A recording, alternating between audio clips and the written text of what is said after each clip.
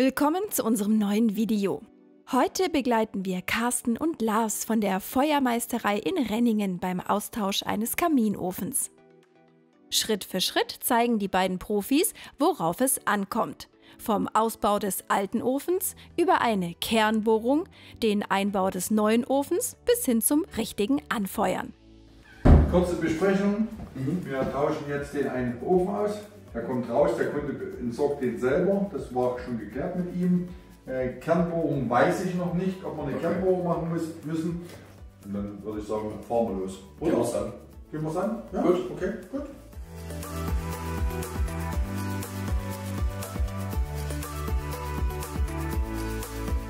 Altofen muss weg, hat keine Feinstaubwerte mehr.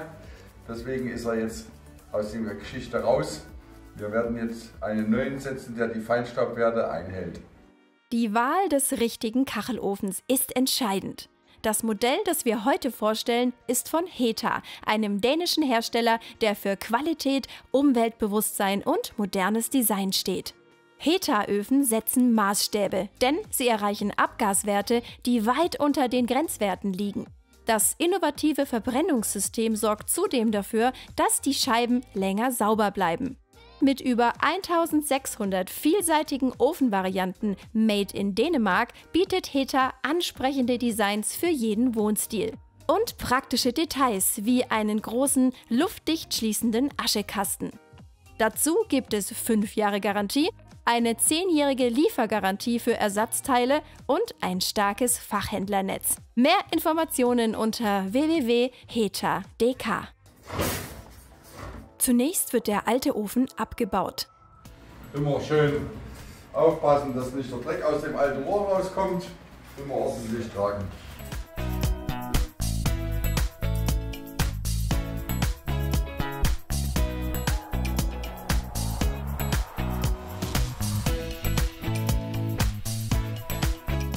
Wichtig ist, wenn man jetzt ein neues Kernloch, also ein neues Loch bohrt, dass man zu einer brennbaren Decke mindestens von der Oberkante Rauchrohr 40 cm einhält.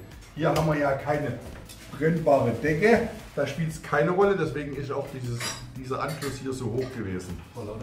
Ja, deswegen müssen wir jetzt, und wir machen aber jetzt, weil das Kunde wünscht, einen neuen Anschluss hier unten mit einer Kernbohrung und setzen hier das neue Doppelwandfutter. Und das wird ordnungsgemäß zugemauert. Doch zuvor wird das alte Doppelwandfutter entfernt.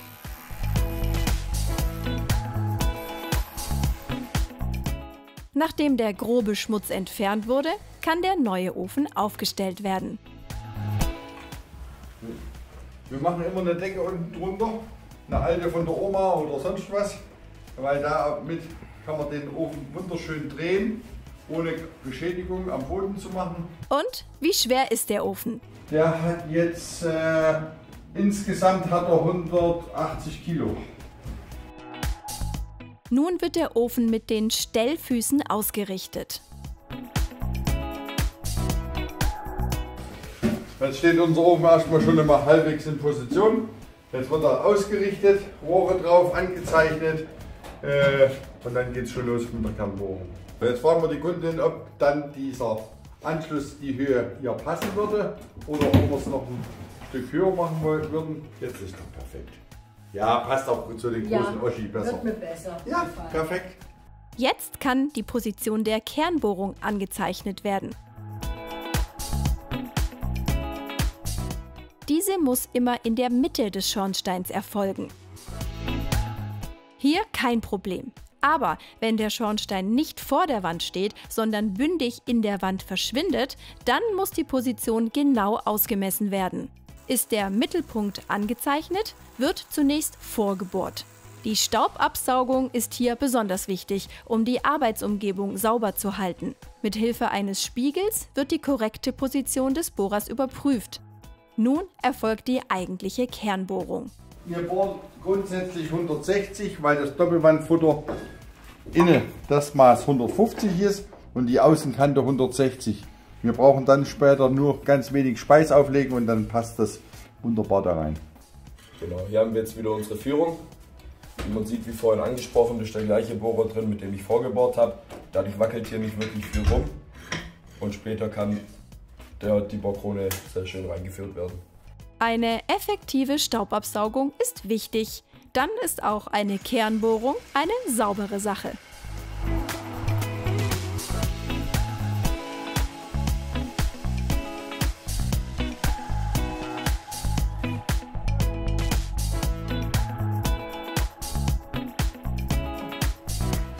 Und jetzt haben wir den Schornstein. Hier sieht man jetzt auch mit der Hinterlüftung vom Schornstein. Hier. Ja, das wird aber von uns alles noch zugemacht. Wir haben ja 160 gebohrt, das Wandfutter ist 150 und passt top hier rein. Das Doppelwandfutter wird mit feuerfestem Mörtel eingeputzt.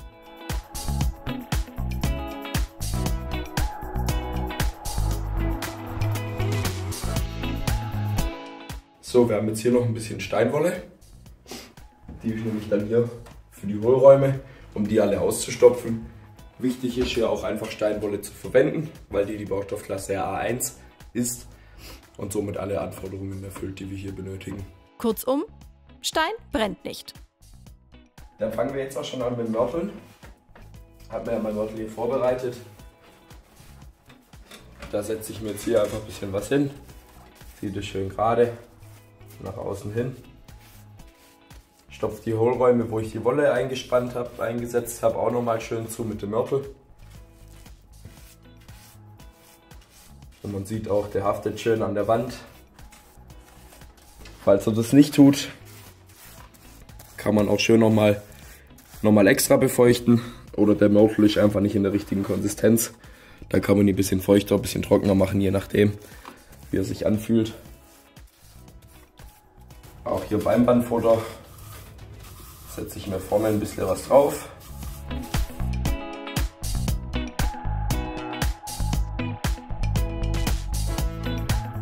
Wichtig ist jetzt, eben hinten noch schön aufzufüllen.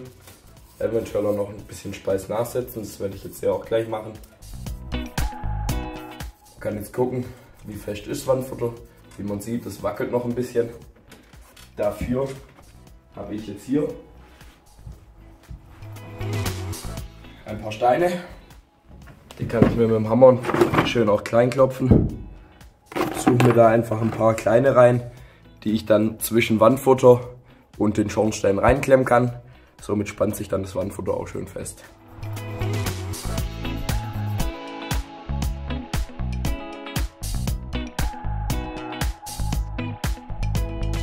Die Besonderheit hier jetzt, wir haben eine neue Kernlochbohrung gemacht, haben eine, die wir zumauern müssen. Das heißt, wir können jetzt eventuell, wenn es passt, den Stein von unten oben einsetzen. Und auch hier sieht man, wie der Stein, der früher verwendete Mörtel, auch gleich das Wasser wieder schön einsaugt.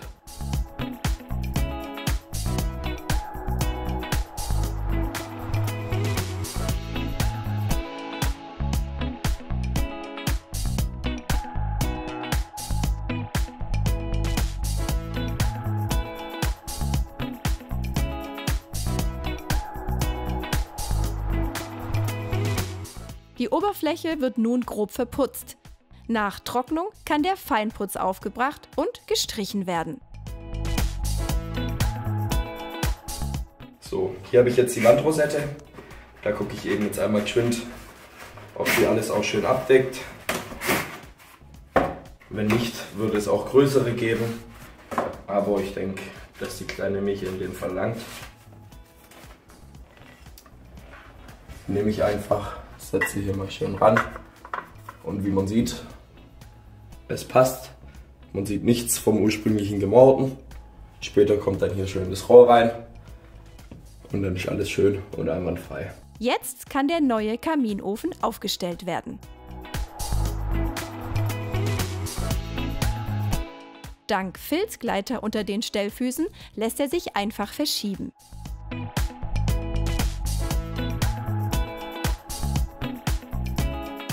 Wir lassen aber hinten immer ein bisschen Platz frei, dass einfach auch warme Luft schön zirkulieren kann hinter dem Ofen her. Ich habe jetzt mal das hintere Rohr in die Rosette schon mal eingeführt. Wichtig ist darauf zu achten, dass die Naht in dem Fall oben liegt, dass man sie einfach schön sieht. Ich leuchte mal rein, dann sieht man es vielleicht. Die Naht ist oben, ist aus dem Sichtbereich raus, sieht einfach deutlich schöner aus. Genau das gleiche Spiel mit dem Rohr. Wir haben hier hinten wieder die Naht, die zeigt in dem Fall auf den Schornstein drauf und ist auch wieder aus dem Sichtbereich raus. Das Rohr können wir jetzt einmal probehalber draufsetzen. Und wie wir sehen, es passt schon perfekt. Ich schiebe den Ofen jetzt mal noch einen Ticken ran. Das Rohr sitzt so perfekt. Wir können teilweise sogar noch einen Ticken rausgehen. Das wird sich aber dann später noch perfekt ausrichten können. Hinten haben wir jetzt noch ein bisschen Abstand.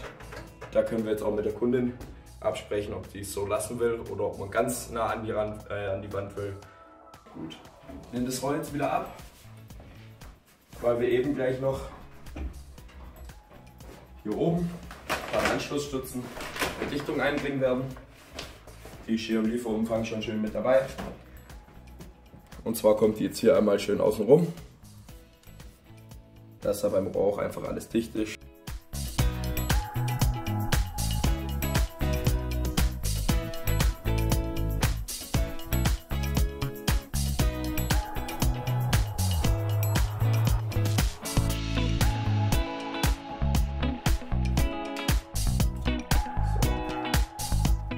Nächsten Schritt, das ist auch von Ofen zu Ofen unterschiedlich, aber hier in diesem Fall müssen wir jetzt die Topplatte oben drauf setzen, weil die einfach durchgängig ist und das Rohr dann praktisch auch durch die Topplatte durchgeführt wird.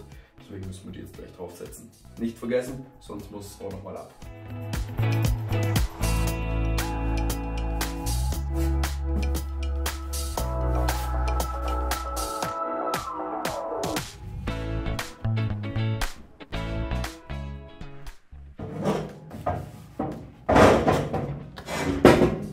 So, hier hat es jetzt unten, wie man hier sieht, ein paar Aussparungen im Stein und ein paar Nippel am Ofen dran.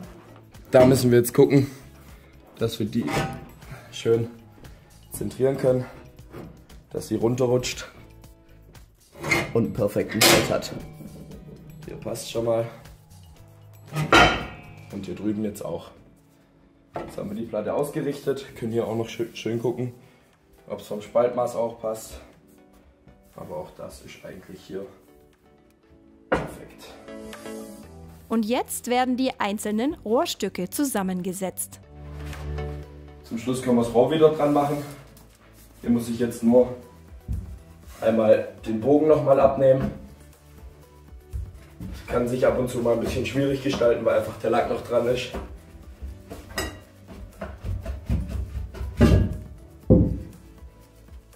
Weil wir ja jetzt die Dichtung reingesetzt haben, kann es sein, dass das Rohrstück ein bisschen schwieriger reingeht.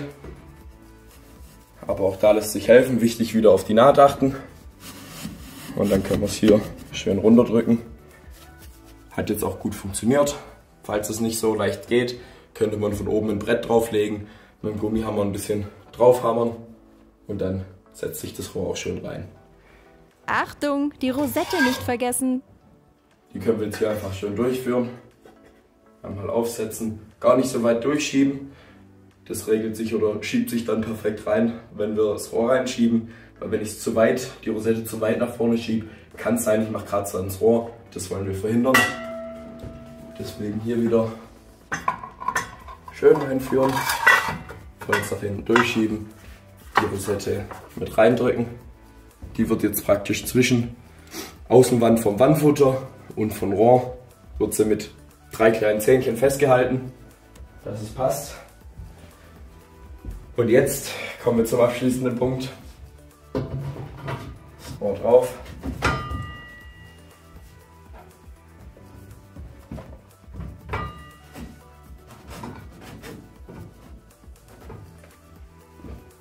Und oben ran.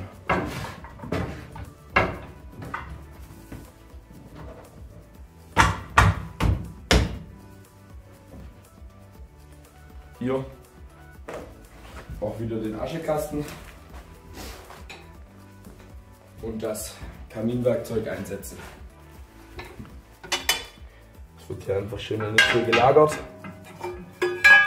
dass man es immer da hat, wenn man es braucht. Den Aschekasten setze ich jetzt hier unten rein. Hab dabei den Bügel gerade.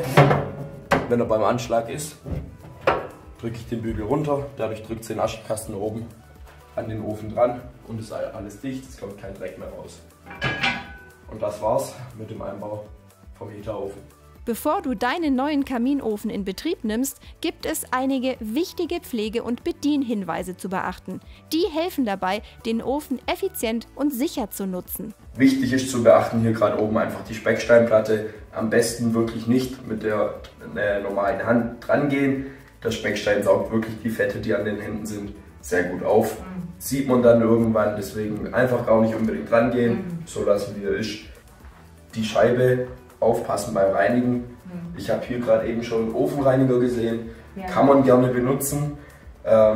Nur einfach aufpassen, das nicht direkt auf die Scheibe zu sprühen, weil es sonst sein kann, dass es unten in die Dichtung läuft und die dann darunter leidet. Also erst auf den Lappen und das dann Ganze auf der Scheibe verreiben. Genau. So, dann kommen wir im Prinzip schon zum Anheizen. Wir nehmen uns jetzt hier erstmal etwas kleinere Scheite. Der hier ist schon fast einen Ticken zu groß, den können wir nochmal in der Hälfte spalten. Wir nehmen ihn jetzt einfach mal zum Zeigen. Davon nehmen wir uns 2. Die stellen wir dann einfach hier hinten schön rein. So in etwa. Dann nehmen wir uns Spechtelchen, wie sie auch hier schon perfekt vorbereitet sind. Man muss aufpassen, die Tür ist selbstschließend. Die bauen wir uns jetzt hier im Prinzip wie ein Scheiterhaufen auf. Brauchen wir auch gar nicht so unbedingt sparen. 2, 3, 4 rein.